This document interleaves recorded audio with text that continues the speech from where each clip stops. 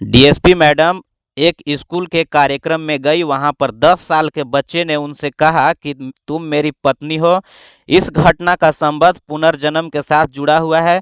सच्चाई सुनकर आपका कलेजा भी कांपने लगेगा और आंखों में आंसू भर आएंगे। कहानी शुरू करने से पहले यदि आप इस चैनल पर नए हैं तो चैनल को सब्सक्राइब और वीडियो को लाइक और कमेंट जरूर करें, ताकि हमें और सच्ची कहानी वीडियो बनाने के लिए हौसला मिले। तो कहानी की शुरुआत होती है राजस्थान के एक छोटे से गांव से। यहाँ पर रहने वाले विक्रम सक्सेना हमेशा से एक बड़ा ऑफिसर बनने का ख्वाब देखते थे, लेकिन घर बहुत छोटा था और कच्चा था। घर की स्थिति बहुत खराब थी। उनके पिता किसानी करते थे। कभी फसल अच्छी होती थी तो कभी बिगड़ जाती थी।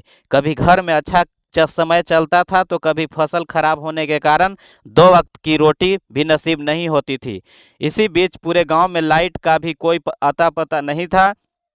लेकिन विक्रम हमेशा अपनी पढ़ाई को प्राथमिकता देते थे, क्योंकि वह अपने घर के हालात जानते थे।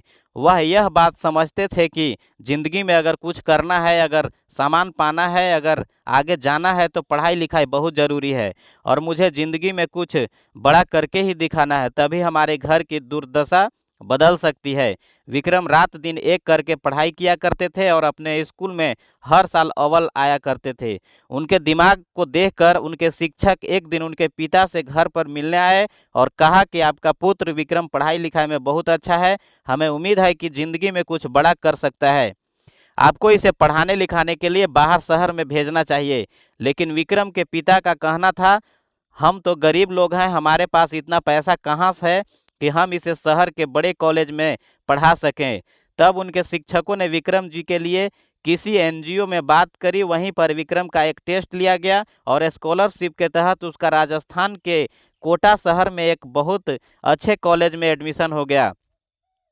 सब लोग बहुत खुश थे, क्योंकि वो अब उनकी ज़िंदगी बदलने वाली थी। सबको ऐसा लग रहा था कि अब सब कुछ सही हो जाएगा। जिसके बाद विक्रम जी कोटा शहर के लिए रवाना हो गए और वहां पहुंचकर अपना ग्रेजुएशन पूरा करने लगे।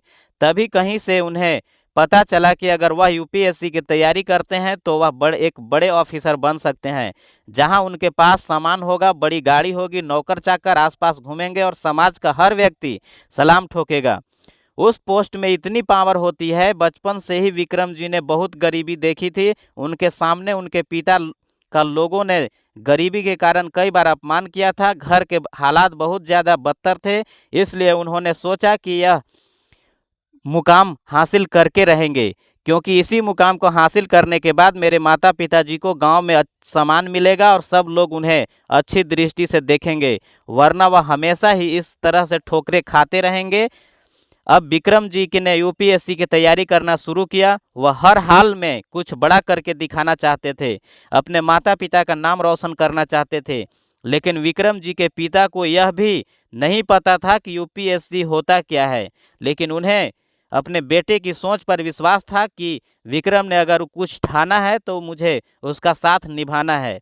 वह जरूर कुछ करके दिखाएगा, क्योंकि उसने बचपन से एक ऑफिसर बनने का ख्वाब देखा था। यही विश्वास विक्रम के पिता को उसके ऊपर था। वे रात दिन खेत में मजदूरी कर रहे थे और अलग से दूसरों के खेतों में भी मजदूरी करने जाया करते थे। रोजाना का जो पैसा मिलता था विक्रम के लिए, वो कुछ पैसा अलग रखते थे और हर महीने उसे 5 से 6 हज़ार रुपये की मदद जरूर भेजा करते थे, जिस वजह से उसका खाना पीना रहना करना हो जाया करता था। लेकिन जब यूपीएससी परीक्षा नज़दीक आई तो विक्रम डर गया। वह बहुत ज़्यादा नर्वस था। उसके मन में एक ही भाव था कि माता पिता ने इतना बड़ा जोखिम उठाकर मुझे इस बड़े शहर में भेजा है, अगर मैं पास नहीं हो पाया तो मैं सबको क्या मुंह दिखाऊंगा।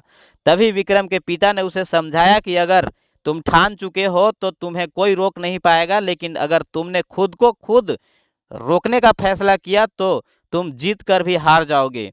मेरे बेटे, यह बात पर ध्यान रखना। अपने पिता की बातें सुनकर विक्रम जी के अंदर फिर उत्साह भरा। वह बहुत खुश होकर आत्मविश्वास के साथ यूपीएससी की परीक्षा देने गए, जहां पर पता चला कि उन्होंने पूरे देश भर में बहुत अच्छी रैंक हासिल की है, क्योंकि वह पिछले 1.5 सालों से बिना रुके बिना थके और रात्रि में कम सोकर अपनी पढ़ाई लिखाई करते थे। इतनी मेहनत का एक सकारात्मक परिणाम तो जरूर आता है। अपनी रैंक के आधार पर उन्हें डीएसपी का पद सौंपा गया। डीएसपी बनकर वह सच में बहुत खुश थे और समाज के लिए बहुत अच्छे से काम कर रहे थे। जहां वे जाते हैं वहां पर अपराध कम हो जाता। सब कुछ बहुत अच्छा चल रहा था, जिसके बाद विक्रम जी के माता पिता ने उनके विवाह की चर्चा की। अब उनकी शादी की उम्र निकलती जा रही थी, इसलिए वो तुरंत लड़का देखना प्रारंभ किया।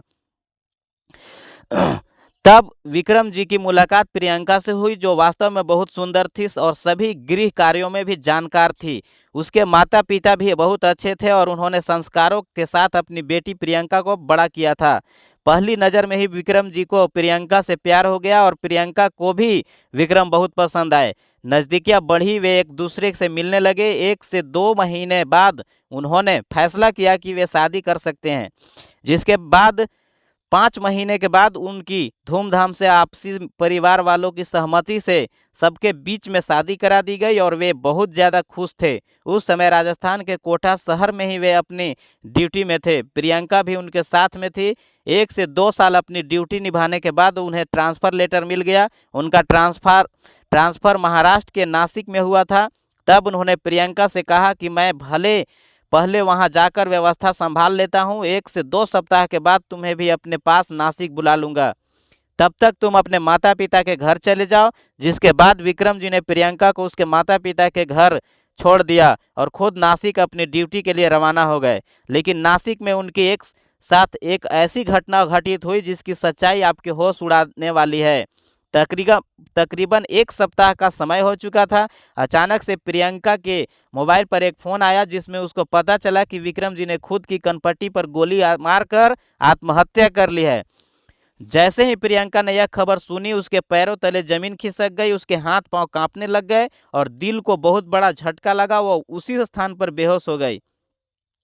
कुछ देर बाद उसे होश में लाया गया। उसने सबको सच्चाई बताई और फूट फूट कर रोने लगी कि विक्रम जी ने अपने पुलिस स्टेशन के अंदर ही आत्महत्या कर ली। किसी को भी इस बात पर विश्वास नहीं हो रहा था, क्योंकि विक्रम जी तो अपने काम में बहुत अच्छा कर रहे थे। उन्हें ना तो कोई चिंता थी और ना ही कोई प्रेशर। पारिवारिक माहौल भी सब कुछ बहुत अच्छा चल रहा था। तो समझ नहीं आ रहा था आखिर उन्होंने आत्महत्या क्यों की। लेकिन उस समय प्रियंका उनके शव को देखने पहुंची और पुलिस की मौजूदगी में परेड निकालकर विधि विधान के साथ उनका अंतिम संस्कार किया गया। लेकिन प्रियंका के मन में अभी भी यही डाउट बना हुआ था, उनके पति आत्महत्या नहीं कर सकते। जरूर इसके पीछे कोई न कोई साजिश छिपी हुई है और वह इस सच्चाई का पता लगा कर रहेगी। प्रियंका ने सोचा कि अब उसे कुछ करना होगा, तभी अपने पति की आत्मा को शांति दिला सकती है। प्रियंका ने यूपीएससी की तैयारी करने का फैसला किया। वह अपने इरादों को मजबूत बना चुकी थी। लेकिन अगले दिन उसे यह पता चला कि वह तो मां बनने वाली है। विक्रम की संतान उसके पेट में थी। उसे इस बात से खुशी हुई कि आज विक्रम उसके साथ नहीं थे, लेकिन उसका अंश उनके पेट में आ चुका था। उसे ऐसा लग रहा था कि यह सचमुच विक्रम ही है। जिसके बाद उसने अपने इरादों को कुछ समय के लिए भुला दिया और अपनी संतान का ध्यान रखने लगी। 9 महीने के पश्चात प्रियंका ने एक बेटी को जन्म दिया, जिसे पाकर वह बहुत खुश थी और उसे वह बहुत प्यार किया करती थी। अब विक्रम जी को गए हुए तकरीबन 7 से 8 साल हो चुके थे। प्रियंका अपने इरादे भूलकर एक गृहिणी के समान जिंदगी जी रही थी। वो एक स्कूल में टीचिंग का जॉब करती थी और अपनी बेटी को पढ़ा लिखा रही थी। लेकिन एक दिन उसकी बेटी स्नेहा ने प्रियंका से पूछा कि आखिर मेरे पापा कौन थे। वे लोग कहते हैं वह रिश्वतखोर ऑफिसर थे। कुछ लोगों ने मुझे बताया कि उन्होंने आत्महत्या कर ली थी। क्या सच है? सच में पापा एक रिश्वतखोर ऑफिसर थे? यह बात सुनकर प्रियंका ने अपनी बेटी को समझाया कि तुम ऐसी बातें मन में मत लाओ। तुम्हारे पिता ने ईमानदार कर्तव्यनिष्ठ ऑफिसर थे और उन्होंने आत्महत्या नहीं की थी, उनकी हत्या हुई थी, क्योंकि तुम्हारे पिता बहुत मजबूत थे। उनके साथ षड्यंत्र हुआ है। तब स्नेहा ने प्रियंका से कहा कि अगर पापा के साथ गलत हुआ है तो आप चुप क्यों बैठी हो? आप हमेशा मुझे सिखाती हो हमें अत्याचार के खिलाफ कभी भी झुकना नहीं चाहिए, तो आप आज तक उस सच को सामने क्यों नहीं लाए? छोटी बच्ची के मुख से ऐसे बातें सुनकर प्रियंका को खून खौल उठा। उसे फिर से अपना लक्ष्य याद आ रहा था। वह समझ चुकी थी कि अब वह समय आ चुका है जहां पर मैं अपने पति को न्याय दिलाऊंगा। उस समय स्नेहा की उम्र 7 वर्ष हो चुकी थी। उसे संभालना अब इतना कठिन नहीं था, इसलिए प्रियंका ने यूपीएससी की तैयारी करना फिर से शुरू कर दिया। वह एक बड़ी ऑफिसर बनना चाहती थी ताकि उसके पास पावर हो और उस पावर का इस्तेमाल करके वह सच्चाई को सामने ला सके, जिसके लिए वह हर संभव प्रयास कर रही थी। उस समय वह अपनी बेटी के साथ राजस्थान के कोटा शहर में रह रही थी और वहीं पर उसने एक यूपीएससी की कोचिंग संस्थान में दाखिला लिया और रात दिन एक करके यूपीएससी की तैयारी करने लगी। वह हर हाल में यूपीएससी परीक्षा पास करना चाहती थी और अपने पति के हत्यारे को सामने लाना चाहती थी। उसे विश्वास था कि एक दिन वह ऐसा जरूर करेगी जिससे उसके पति की आत्मा को शांति मिल पाएगी। अब उसके आगे और कोई लक्ष्य नहीं था, इसलिए वह रात दिन एक करके केवल पढ़ाई कर रही थी, हर संभव प्रयास कर रही थी कि वह यूपीएससी की परीक्षा निकाल ले। लेकिन जब उसने यूपीएससी की परीक्षा दी तो उस परीक्षा में प्रियंका का सिलेक्शन नहीं हो पाया, तो वह निराश हो गई। मन में हताशा थी कि वह यह सब नहीं कर पाएगी। लेकिन फिर छोटी बच्ची स्नेहा ने अपनी मां को आत्मविश्वास देते हुए कहा कि मां, तुम तो घर का कार्य करने में बहुत तेज हो। क्या यह सब काम तुम एक बार में आ गया था? हर चीज में प्रयास करना पड़ता है, प्रैक्टिस से ही इंसान परफेक्ट बनता है। और तुमने एक बार परीक्षा दी, तुम असफल हो गई, कोई बड़ी बात नहीं है। तुम अगले साल फिर कोशिश करना, भगवान तुम्हें पास जरूर करेंगे। अपनी बेटी के सपनों को पूरा करने के लिए प्रियंका ने फिर यूपीएससी की तैयारी करना शुरू किया और इस साल दोगुना मेहनत बढ़ा दी। और जब यूपीएससी का रिजल्ट आया तो उसके सपने सामने, उसके हौसलों के सामने सब घुटने टेक दिए और पूरे देश भर में प्रियंका ने यूपीएससी में बहुत अच्छी रैंक हासिल करी। अपनी रैंक के आधार पर उसे भी डीएसपी का भी पद सौंपा गया, जो विक्रम जी को सौंपा गया था। उसे राजस्थान के कोटा शहर में ही ड्यूटी पर पद स्थापित किया गया। उसके पास पावर थी, गाड़ी थी, सरकारी आवास था। उसके अपनी जिंदगी में सब कुछ सही नजर आ रहा था, लेकिन फिर भी मन में एक आशा थी कि वह अपने पति के हत्यारे को अब सामने जरूर ला कर रहेंगी, जिसके लिए उसने आवेदन दिया कि वह महाराष्ट्र के नासिक में डीएसपी का पद संभालना चाहती है, वह वहीं पर रहकर काम करना चाहती है। यह आवेदन देने के बाद कई दिन हो गए लेकिन उसका जवाब नहीं आया। लेकिन एक दिन आखिरकार उसके आवेदन का जवाब आ ही गया और उसे महाराष्ट्र के नासिक में डीएसपी पद के लिए ट्रांसफ़र कर दिया गया। क्योंकि विक्रम की हत्या वहीं पर हुई थी तो वह नासिक जाकर ही सच सामने लाना चाहती थी। जिस पुलिस स्टेशन में हत्या की गई थी, विक्रम ने आत्महत्या की थी, वहीं पर उसे डीएसपी का पद दिया गया और वह अपने पद का निर्वहन बहुत सच्ची श्रद्धा के साथ करने लगी। लेकिन वहीं पर प्रियंका ने महसूस किया कि कुछ लोग सड़क पर बेवजह गुंडागर्दी कर रहे हैं, लड़कियों को छेड़ रहे हैं और उनके साथ बदतमीजी कर रहे हैं। प्रियंका से यह सब देखा नहीं गया और उसने गुंडों की खटिया खड़ी कर दी और उन्हें जेल में बंद कर दिया। लेकिन उसे इस बात का अंदाजा नहीं था उसने कितनी बड़ी गलती की है। दरअसल वह सभी गुंडे उस क्षेत्र में एक बहुत बड़े विधायक के साथ वाले थे, जिसके बाद वह विधायक खुद पुलिस स्टेशन पहुंचा और डीएसपी मैडम से कहा कि तुमने मेरे आदमियों को जेल में क्यों डाला है? क्या तुम मेरी पावर के बारे में नहीं जानती? क्या तुम्हें यह नहीं पता कि मैं कौन हूँ? मैं इस शहर का विधायक हूँ। मैं 2 मिनट में तुम्हारा ट्रांसफ़र इधर से उधर करा सकता हूँ। जब प्रियंका ने यह बात सुनी तो उसे और गुस्सा आया, लेकिन साथ ही हवलदार ने समझाया कि यहाँ पर ऐसा ही चलता है, आपको इन्हें छोड़ना होगा वरना आपकी और इनकी दुश्मनी हो जाएगी। जिसके बाद दिल पर पत्थर रखकर उनके वकील की बात सुनकर प्रियंका ने सभी गुंडों को जेल से रिहा कर दिया। लेकिन उसके मन में गुस्से की आग जल रही थी, वह उस विधायक को सबक सिखाना चाहती थी। इसी बीच महाराष्ट्र के नासिक में डीएसपी मैडम ने बहुत अच्छा काम किया। वहां पर केवल 5 महीने के अंदर उन्होंने अपराध को 15% तक कम कर दिया। वे बहुत कड़क थी और जिंदगी की मार सहन करके डीएसपी बनी थी। उनके अंदर न्याय करने का पूरा जज्बा था और उन्होंने पूरे नासिक शहर में माहौल अच्छा बना दिया, जिस वजह से जगह जगह उनका सम्मान होने लगा। लोग उन्हें अलग अलग तरह से बुलवाने लगे। कोई उन्हें सिंघम मैडम बुलाता था तो कोई उन्हें सैल्यूट मारकर सलाम करता था। एक दिन नासिक के एक बहुत बड़े स्कूल में उन्हें अतिथि के तौर पर बनाया गया। उस स्कूल एनुअल फंक्शन होने वाला था, जिसमें डीएसपी मैडम के अतिथि के रूप में उस कार्यक्रम में शामिल होने का न्योता दिया गया था। उन्होंने भी उस नृत्य को स्वीकार किया और मुख्य अतिथि के रूप में वह उस स्कूल के कार्यक्रम में पहुंची, जहां वह अतिथि के आदर के साथ स्टेज पर चढ़कर सभी बच्चों को संबोधित कर रही थी, लेकिन उनके सामने 9 साल का एक बच्चा बैठा हुआ था जो एकदम गुमसुम लग रहा था और डीएसपी मैडम को देखता जा रहा था। आखिर यह 9 साल का बच्चा कौन था और इसका डीएसपी मैडम से क्या लेना देना था? वह कुर्सी पर ऐसे खड़ा हो गया और अपना हाथ ऊंचा किया। डीएसपी मैडम ने उससे सवाल किया कि बच्चे, तुम क्या पूछना चाहते हो? तुम्हारे मन में क्या चल रहा है? तो उसने कहा कि मैं आपको यह सारी सच्चाई स्टेज पर आकर बताऊंगा। उस बच्चे को स्टेज पर बुलाया गया, उसके हाथ में माइक दिया गया, उसने सबके सामने एक ऐसी बात कही जिसे सुनकर आपके भी होश उड़ जाएंगे। उस 9 साल के बच्चे का कहना था कि डीएसपी मैडम, आप मेरी पत्नी हो। छोटे से बच्चे के मुख से ऐसी बातें आप सबको मजाक लग रही थी, लेकिन सच्चाई वास्तव में कुछ और थी। डीएसपी मैडम ने उस बात को हंसकर टाल दिया था, लेकिन वह बच्चा जिद पर अड़ा था। उसने उन्हें कहा कि तुम मेरी प्रियंका हो और मैं तुम्हारा विक्रम।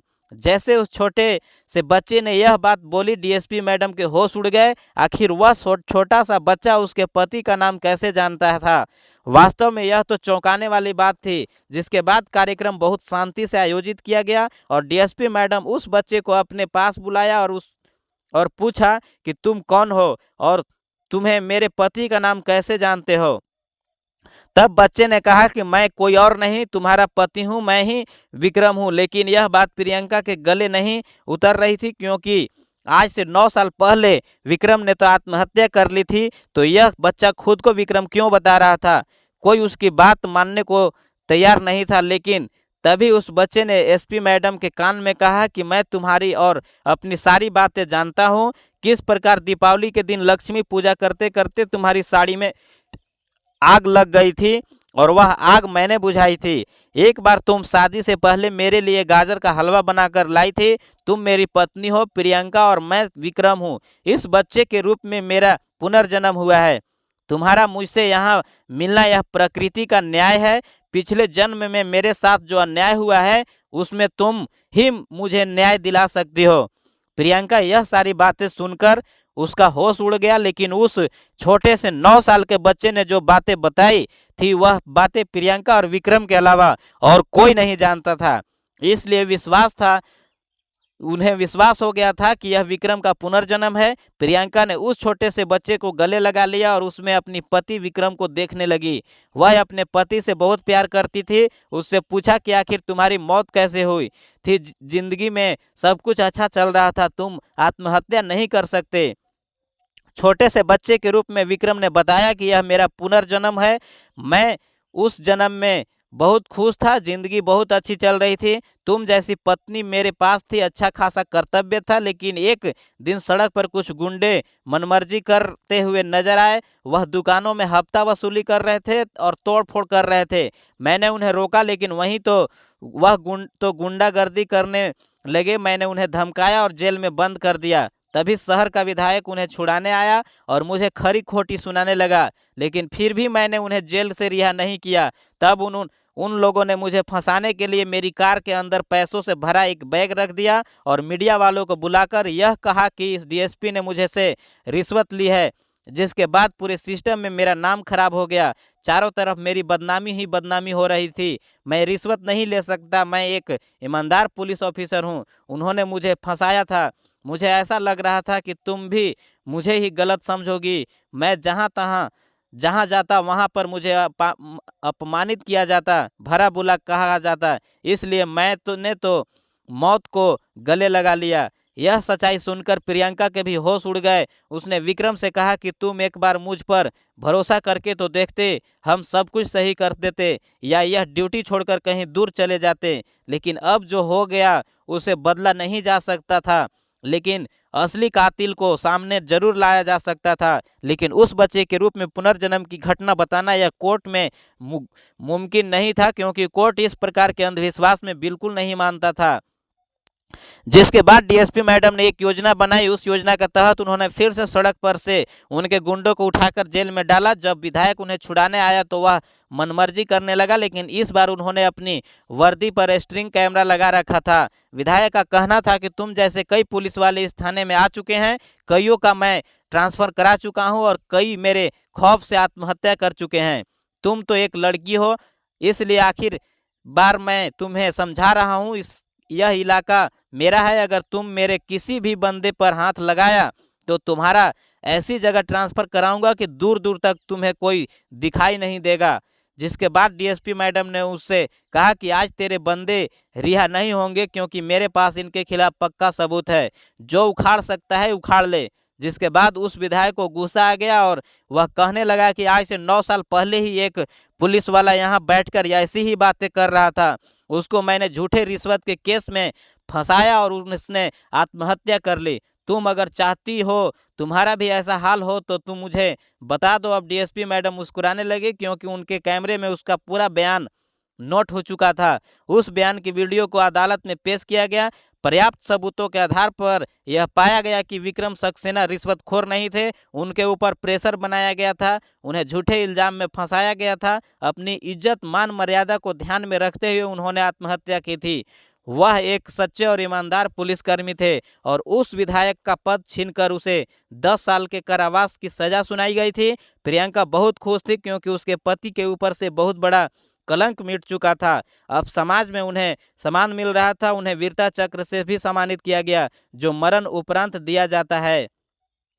प्रियंका मध्य प्रदेश के नासिक में रहकर वह अपनी ड्यूटी निभा रही थी और कभी कभी भी उस छोटे बच्चे से मिलने भी जाया करती थी, क्योंकि वह जानती थी कि वही विक्रम का पुनर्जन्म है। इस पूरे घटनाक्रम को लेकर आप क्या विचार रखते हैं, नीचे कमेंट बॉक्स में ज़रूर बताना। अगर आपको वीडियो पसंद आई हो तो लाइक कर दीजिए, साथ ही साथ इस चैनल को सब्सक्राइब करके बेल आइकन को प्रेस करना न भूलें। अभी के लिए सभी दर्शकों को बहुत बहुत धन्यवाद।